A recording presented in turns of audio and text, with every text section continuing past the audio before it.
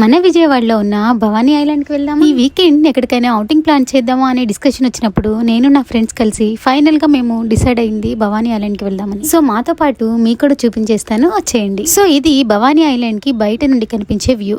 ఈ ఎంట్రన్స్ లో ఉన్న సెక్యూరిటీ రూమ్ లో 10 రూపీస్ టికెట్ తీసుకొని మనల్ని లోపలికి పంపిస్తారనమాట.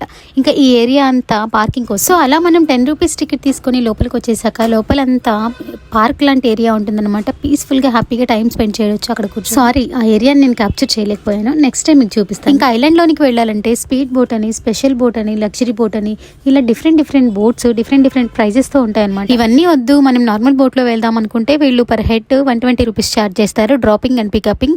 అదే చిల్డ్రన్స్ కి అయితే 90 రూపీస్. ఇక్కడ టైం లిమిట్స్ అలాంటివి ఏం లేవు, మనకి నచ్చినంతసేపు మనం హ్యాపీగా ఎంజాయ్ చేయొచ్చు. ఇంకా లోపలికి వెళ్ళిన తర్వాత ఎంట్రన్స్ వ్యూ ఇలా ఉంటుంది. ఈసారి మేమైతే హాలిడే రోజు వచ్చాము ఇక్కడికి. చాలా రష్ ఉంది, ఇంతకు ముందు నేను వచ్చినప్పుడు ఎప్పుడు ఇంత రష్ చూడలేదు. ఫ్యామిలీస్ తో, ఫ్రెండ్స్ తో, కపుల్స్ కూడా ఇక్కడికి వచ్చి హ్యాపీగా ఎంజాయ్ చేస్తారు.